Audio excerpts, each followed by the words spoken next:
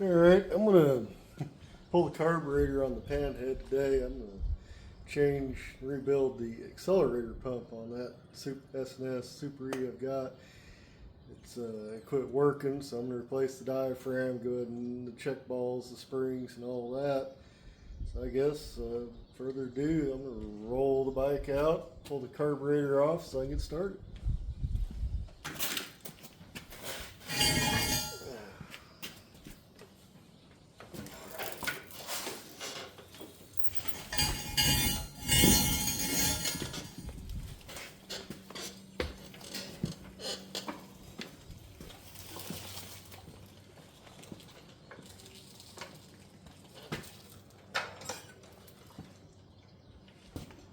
That angle, I don't have a camera person. Alright, that's a good angle.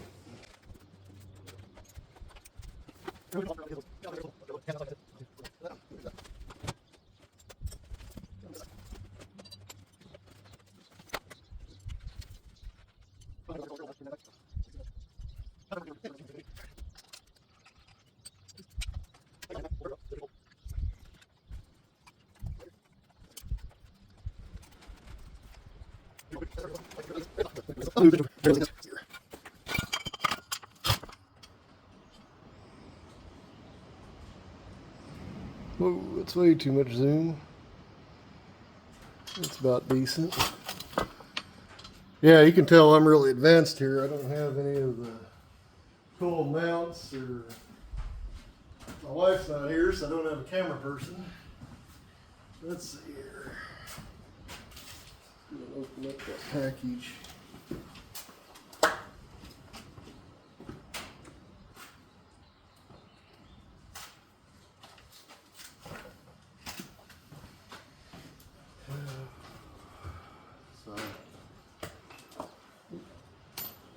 I'm going to say there's two little balls. I don't know if any of that shows up very good. Probably don't.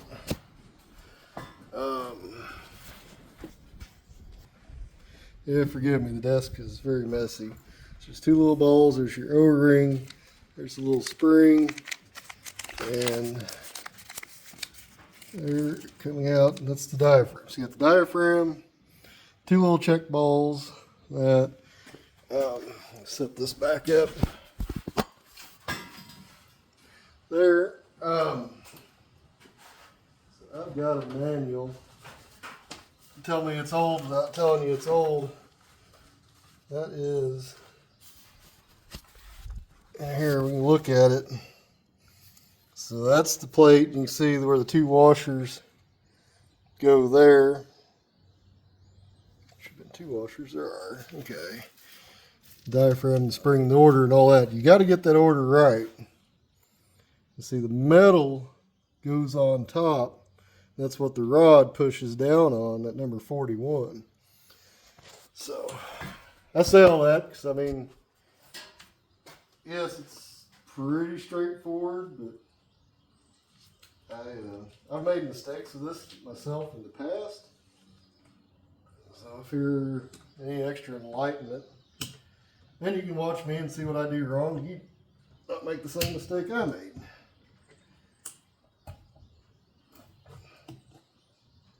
Boy, I got that tight.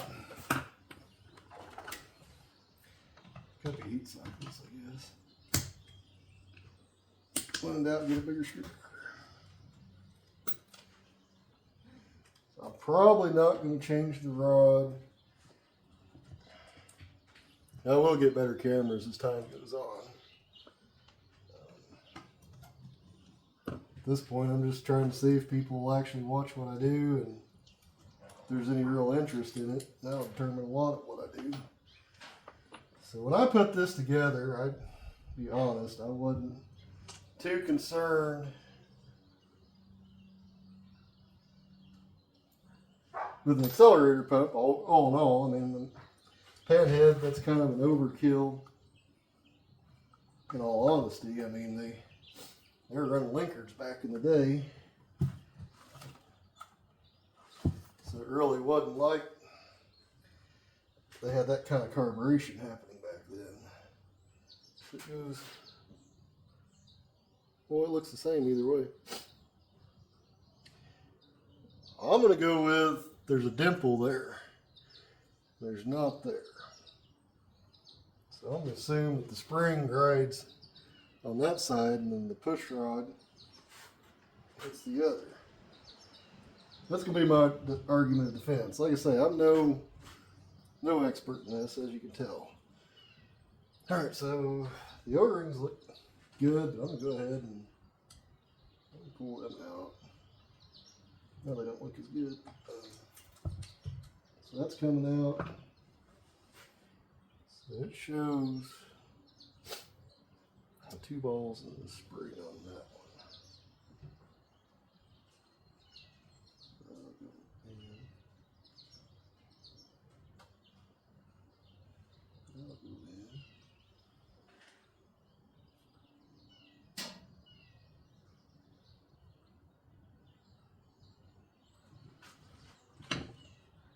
Look through this, make sure there's not another.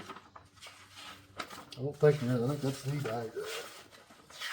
The rest of this is how to tune an S&S. Like I say, we've had this particular manual. I don't even know if you can get this book anymore. I never say never. I just want to make sure I get that spring in the right spot on the right side for the check ball. Looking at it from that perspective, you got the O-ring there. That's that one. And that's the one with the spring. So the spring down there. Down she goes. Check ball. I don't know what you call it. I call it a check ball. It's probably not. Yeah, the real fun part.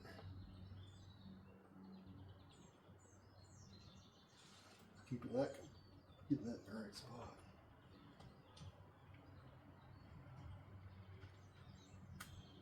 I was doing it again.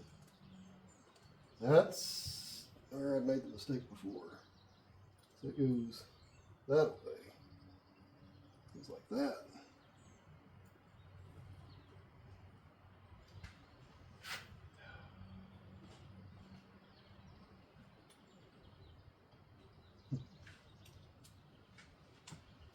I'm sure there's some really cool trick to this that I just do not know.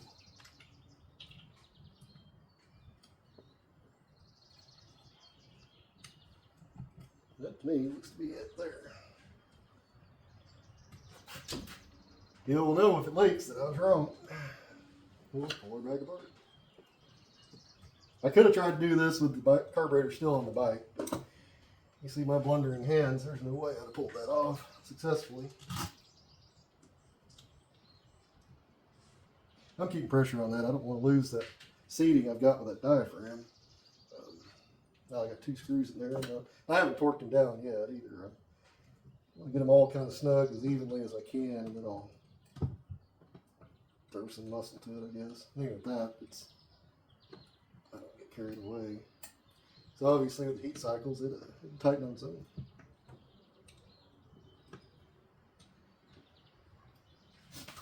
Alright, that looks to be pretty legit. I want to pull an air breather while I've got it in here.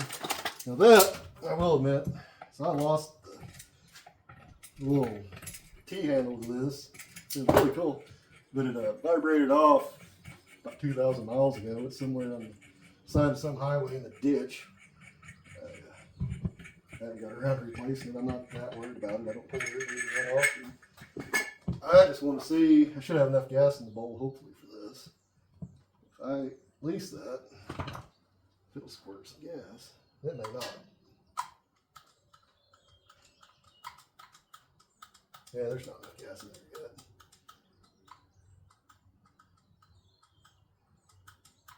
Alright, anyway, I was just curious. Just wanted to see if that was a thing. Alright, let's move this back to where the bike is. You can watch me awkwardly. I do mean awkwardly. I will fit that back on there.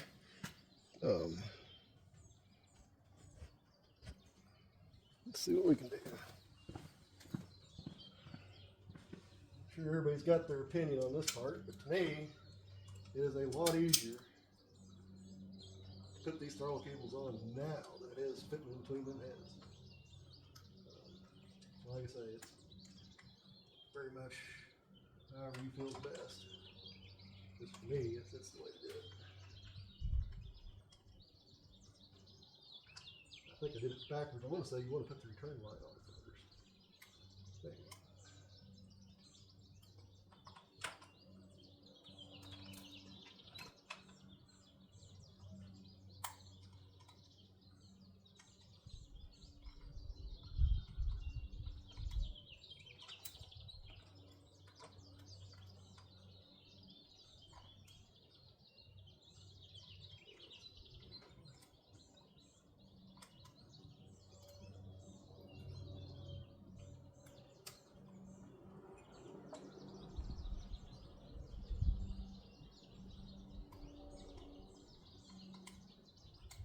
Alright, so there we go.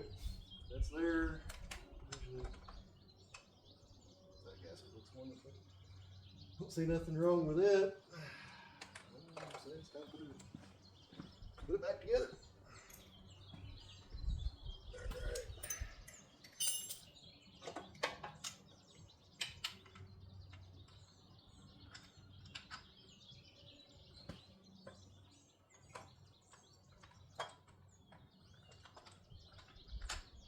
Now to me, the Allen head just takes all the gas out of it. I think I need an extra extension.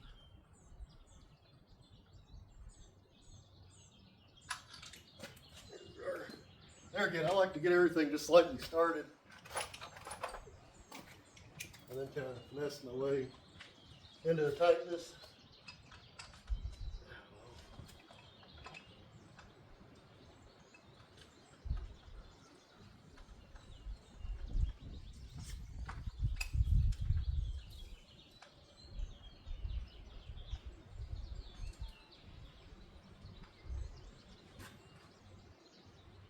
That bottom one snug.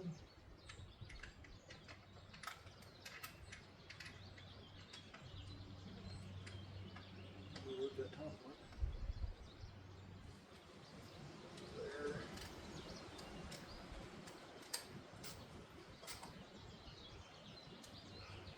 That I admit I get a little tighter. I will say I have stripped out those aluminum threads before, and I've got a time cert in there. As anybody that rides a Panhead, you know there's a good chance for exhaust leaks. So I just try to avoid them if I can. Drop the overflow line.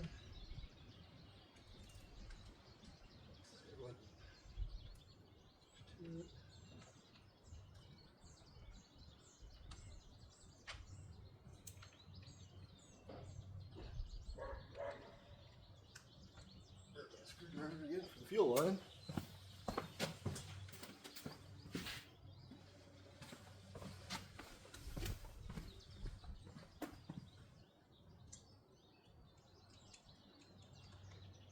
And I may double speed a lot of this. Everything I've been saying will just be chipmunk gibberish. I don't think anybody wants to watch me painstakingly step by step. I'm definitely not a how-to guy. I'm just the guy doing it.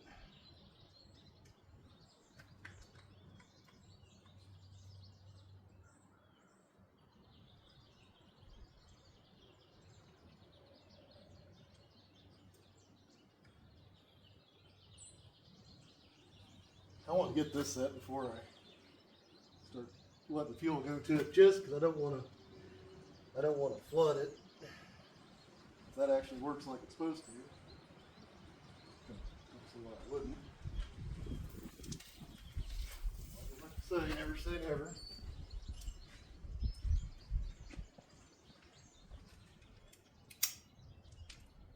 And that was done.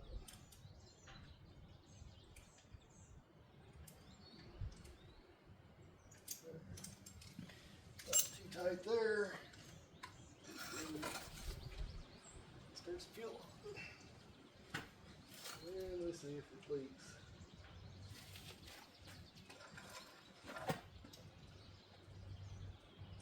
Bowl. Oh, it leaks. Now,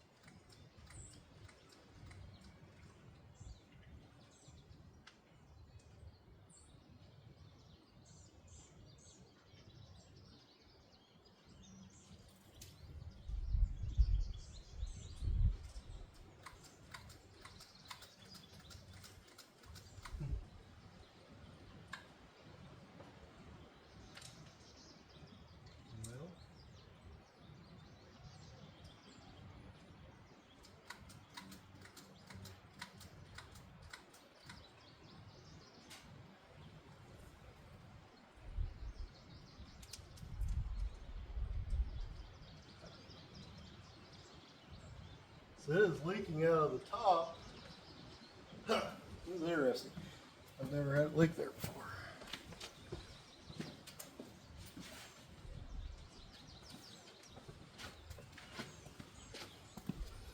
So it's coming out of that rubber, that number 24. It's got fuel coming out of that.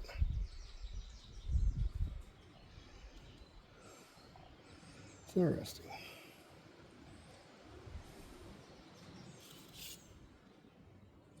Injector nozzle rings, so that makes me wonder if that's clogged up and forcing it. That's only because I'm pumping it. So I'd received a phone call, so I had to stop the video. So anyway, it's leaking. The whole thing was the diaphragm. When I seated it, even though I tried the first time, I failed. I didn't get it seated perfectly. So fuel was going past the diaphragm, going up the shaft. So the accelerator pump now works on it. So that's yeehaw. Now let's see. I'm gonna give it a fire it up, hopefully. See how she runs. Fuel's on.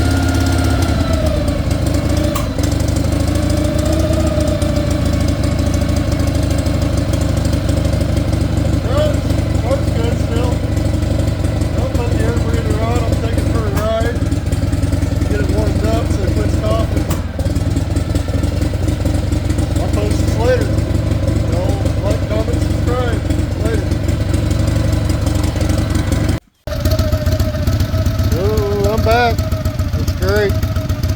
That's what you should do. No leaks.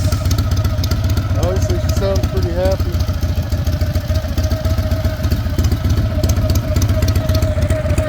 Didn't like that Panhead sound.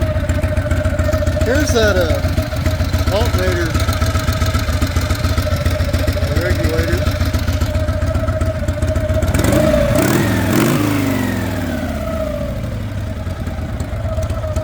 Pretty happy.